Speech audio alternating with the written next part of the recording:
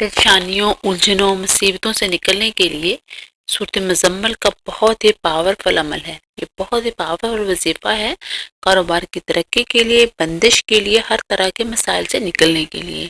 بس آپ سورۃ مزمل ہی کر لینا، یہی بہت کافی ہے۔ سورۃ مزمل بس ایک بار پڑھنی ہے آپ نے، اور جب آپ پہنچیں گے نا سورۃ مزمل میں اِنَّا لَاكَ فِي النَّهَارِ صَبْحًا طَوِيلًا، جب آپ اس آیت پر پہنچیں گے تو آپ نے 100 دفعہ یا 101 دفعہ پڑھنا ہے، اور بس پھر آپ شروع سے سورۃ مزمل پڑھ لیجئے، اور اس آیت کو سارا دن کھلی پڑھتے رہیں، صبح شام سارا دن پڑھ لیجئے۔ اِنَّا لَاكَ فِي النَّهَارِ صَبْحًا طَوِيلًا، یہ سارا دن کھلی آیت پڑھتی رہیں، اور پھر یہ بہت ہی باکمال آیت ہے، بہت ہی پاورفل ہے۔